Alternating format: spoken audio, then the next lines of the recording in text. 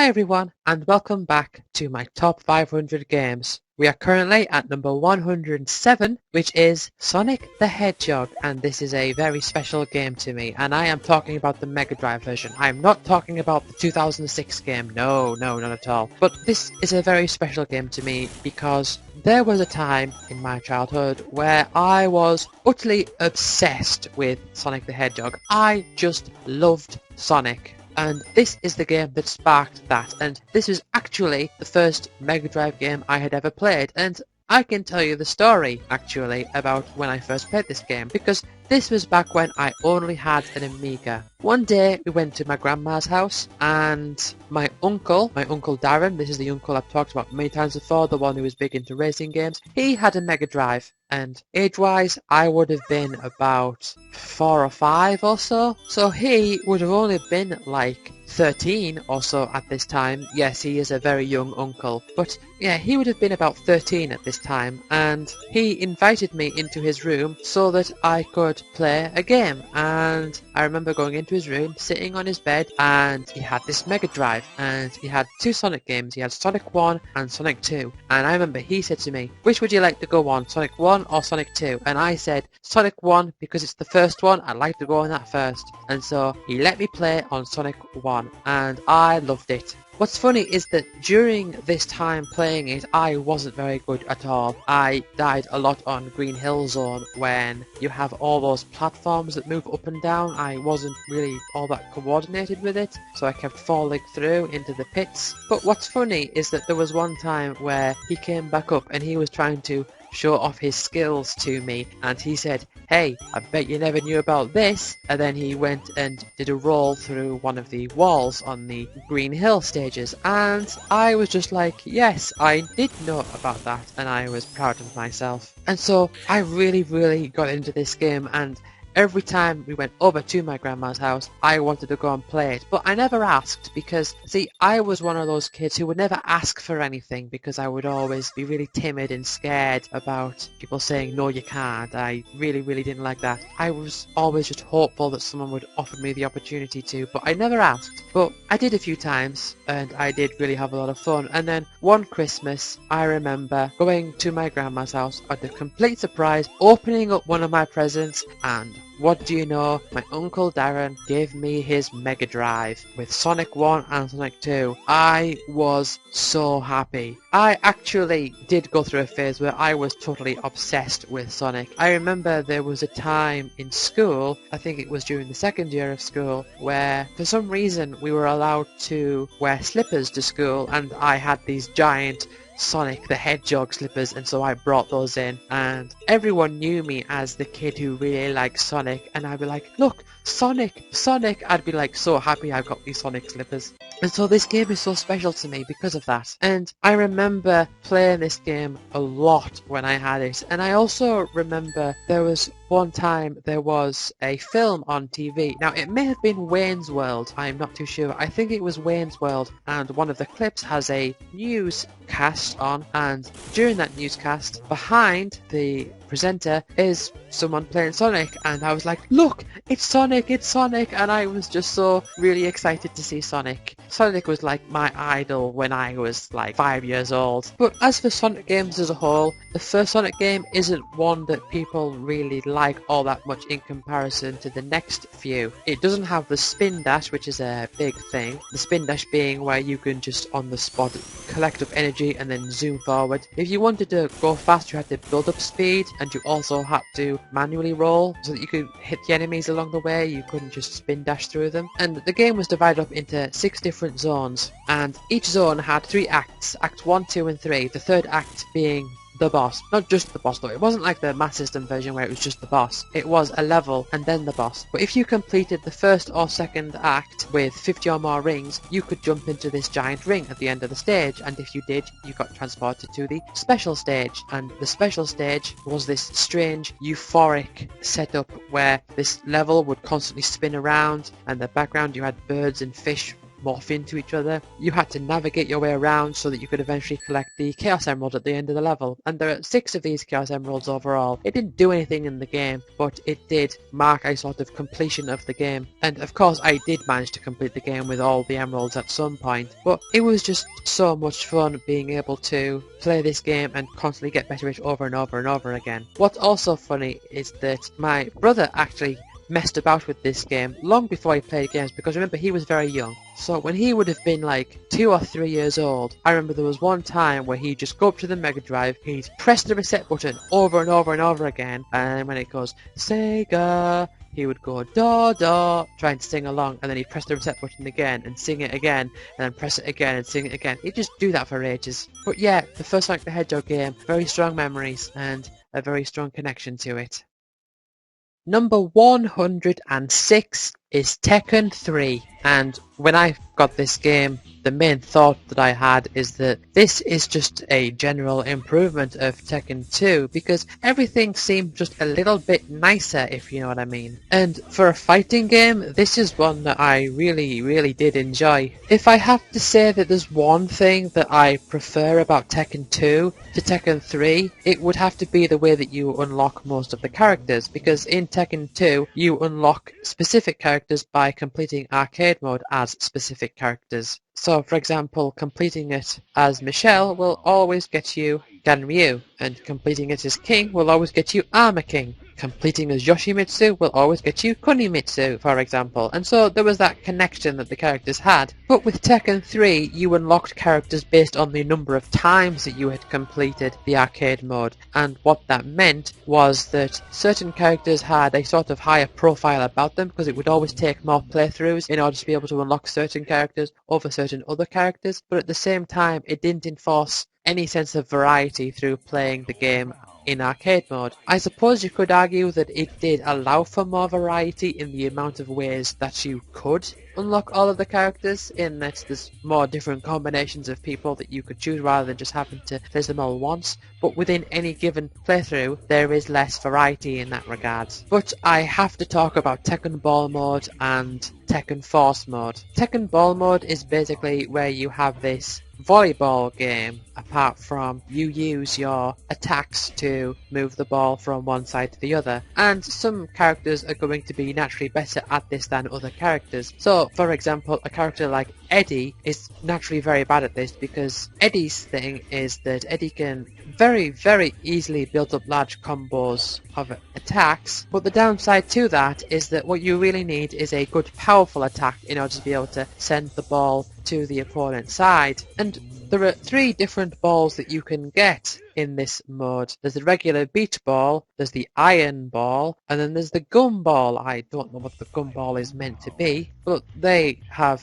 slight variations of stats in how they work. The other mode is Tekken Force mode, and in Tekken Force mode it's kind of like a sort of beat 'em up, but it's clearly not, because you're still clearly locked to a specific side versus other side style combat system, where you'll always move left and right. In a sense, it's always towards or away from an enemy, and you can also collect these chickens that makes the game go chicken when you pick them up, and that will recover your health. And all of the different enemies that you fight along the way are named after different birds. So you'll fight the crows, and then like the hawks and falcons, and eventually you'll fight the owls. And completing this mode will give you a key, and you have to complete this mode 3 times to get 3 keys, and then after the 4th time you will fight Dr. Boskonovich, and if you defeat Dr. Boskonovich, you will gain Dr. Boskonovich as a playable character. What's kind of strange about this though is that Dr. Boskonovich as a boss is really hard, but as a character to play as, he is just the worst, because you can try to do anything, you'll just keep falling over. Or maybe he's just a really high tier character, where if you can do the combos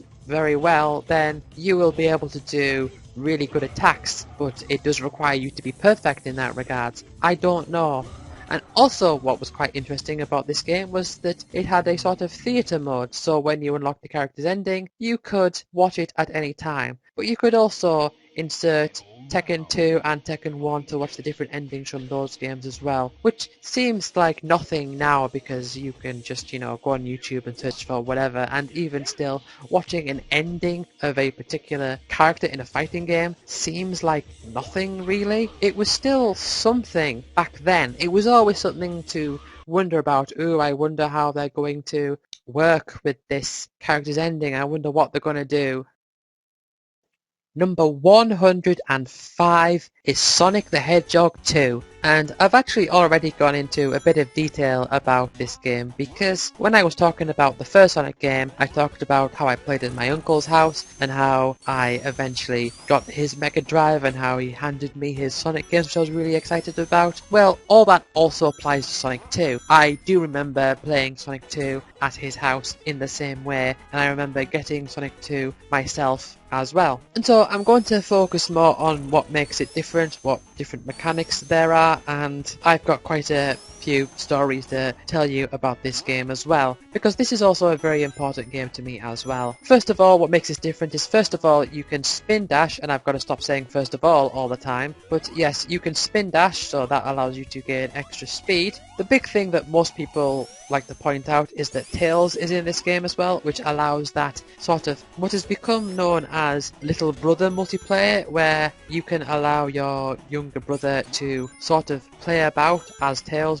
whilst not really affecting the game much. Did I do that with my brother? To be honest, I don't really remember. I do remember there were times where I said that he can pretend to play a game and he enjoyed grabbing a controller and just pretending to play a game, which I was happy that he was happy to do that. But he would have been very young at that time, obviously. Also, there are more zones in this game, but each zone is more broken up into a fewer amount of acts. So each zone has 2 acts rather than 3, apart from Metropolis, which has 3, and then there's the ones after that which only have 1 act each. So there was a higher level of variety in level design. Also, this game treated the special stages differently in a few different ways. First of all, the special stages I thought were pretty terrible. You basically run down this half pipe and you have to collect so many rings and dodge the bombs which would make you lose rings, and you have to reach certain milestones, and if you manage to reach them all, then you get the emerald at the end of the stage. But also this time round, if you fail a special stage, you won't skip that and then come back to it later. You will have to stick to that special stage until you do it. And you activate the special stages by reaching the checkpoints with more than 50 rings and then jumping into the sparkles. So there were more opportunities to enter special stages in this game as opposed to the first one, which is better, and it makes more sense because those special stages are harder. And I believe there is quite a bit of memorization involved in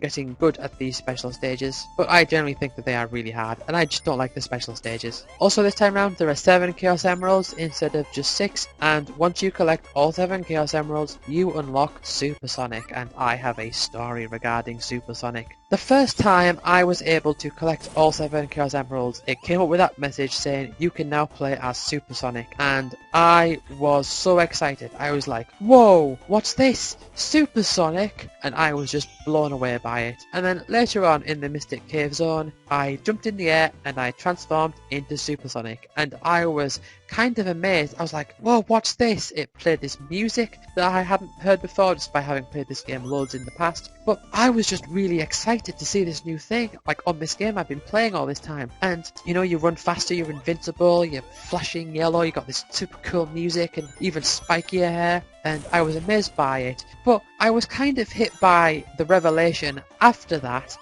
I was scared of Super Sonic, which I know is a strange thing, but I was scared by the way he transforms, the way you jump and he does that choo sound as he pulls the face and opens his mouth. I found that quite creepy. But of course I didn't know what triggered Super Sonic, and so there would be some times where I would unlock Super Sonic and then I would give the controller to my mum and say, okay mum, you play until you become Super Sonic and then pause it and call me back so I can continue playing as Super Sonic.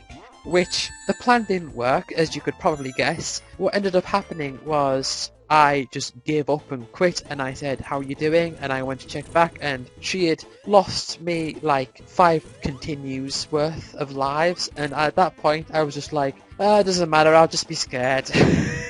not realizing the fact, of course, that she didn't have the skills. But yeah, that's a funny story behind that. But also, I have a bit of a sad story about this, and I realized that most of the stories I've given so far have been about, like, you know, funny stories and happy stories, and there's certainly a lot more of them to come, and there's certainly more of those in abundance. But I feel that it's really important that I mention this, because talking about my history of games and my experience with games, I think this is something that I need to talk about, because this is a bit of a sad memory from when I was playing Sonic 2. I was in the room next to the kitchen, which is where the Mega Drive was, and I was just playing Sonic 2, and the phone rang, and my mum answered the phone, and then she started crying, and I was confused because I was thinking, well, Mum's a grown-up, grown-ups don't cry. And then she told me that her and my dad had just been divorced, and I was young and I didn't understand what this meant, and as you can probably understand, I was confused by this. And I also want you to understand that I wasn't one of these kids who was like really distraught by this. It didn't make such a huge impact on me personally, but I still think that this event was, you know, it's a strong memory that I have, and I feel this, if I'm going to talk about my different memories talking about games and all the events surrounding it, I have to mention this one, because this is a very vivid memory that I have. But I am just going to move on to the next game. Number 104 is Soul Blade, and I originally played this game at Pontins, which is sort of like a family holiday vacation place in the UK. I believe it's somewhere in the northwest, like near Manchester or Liverpool, around that area. I'm not too sure, but we went there for a family holiday once. It was me, my brother, my granddad, and my mum. And one of the things that I loved doing there was going to this arcade, and there was this arcade machine which was Soul Blade, or it may have been Soul Edge, but it's still Soul Blade. And I knew it as Soul Blade even then, so it was probably Soul Blade. But Cervantes had a alternative second costume, which I think was only in the Soul Edge variation, so I don't know how that worked, but I remember going there and I would play that game, and I would just start the game. I think first time through I played as Taki on this arcade machine, hammering the buttons, just smashing them down, just smash, smash, smash. I would have been pretty young at this time, but just smashing the buttons, and I'd like jump for joy every time I passed a level that I had not gotten to before. And I remember I also got into playing as Siegfried, because I remember thinking, well, his sword is massive and he wears armor, so he's obviously the best character, because, you know, I couldn't think that they would actually balance the game. I just thought, well, he's got a big sword and he wears armor, so yeah, that's the type of childlike belief that I would have had at the time. And I was just loving this arcade machine, and I would just play Soul Blade all the time, smashing the buttons, like being really excited. And eventually we left Pontins. Obviously I didn't stay there forever, so I don't know why I said eventually we left. But yeah, when we did leave, got back home, one time my granddad, this is the granddad who copied loads of the games for me, he just said, here you go, and he gave me Soul Blade. So I had Soul Blade for myself on the PlayStation, and I was really happy because I remember that I really, really liked Soul Blade when I played it on this arcade machine. But even still, there was more for me to discover, because this game has something called Edge Master Mode, and I just loved Edge Master Mode. I didn't discover this straight away. I remember I would play the arcade mode just regularly, and then one time in school I told my friend Matthew about Edge Master Mode that I discovered and how you could unlock different weapons. I remember trying to explain it to him, but it was such a strange concept at the time that I found it really exciting. And I'm guessing this would have been 1998 that this happened, and the reason I say that is because we were both in class 4, and the school that I went to had this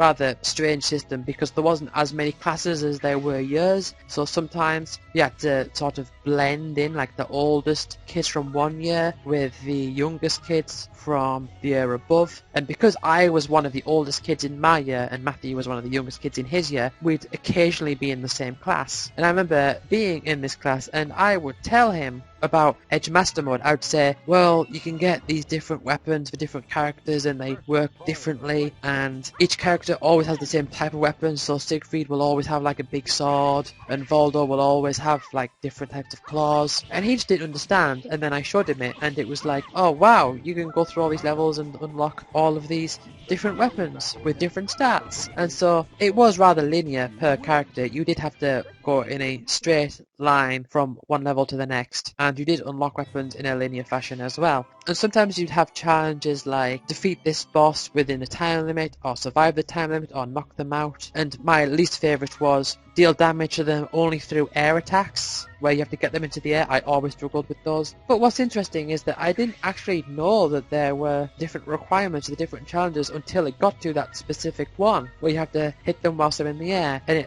it was only then that I discovered that if you actually look at the different pages in the book, at the red text at the end, it will describe to you how you're meant to defeat each opponent. And I just loved it. I just really loved collecting all these weapons for all these different characters. And I remember sometimes you'd have different weapons that were suited to different types of battles. So for example, sometimes you'd have these battles where you've only got a slither of health left. So in those cases, it's nice to use the weapons where you're constantly healing. Or in one case with Rock, he has a weapon that has massive attack stats but really low defense. And I remember thinking to myself, well, I'm going to die in one hit anyway, so I may as well equip the thing with the large attack power. And you also had secret weapons that you could unlock in a very specific way, which I was never really able to figure out. We might have worked it out through like a magazine or something, I'm not sure. But you would get like invisible swords and extra final weapons for each character. I don't think I managed to unlock everything for all characters, but it was one of those things that I just really enjoyed,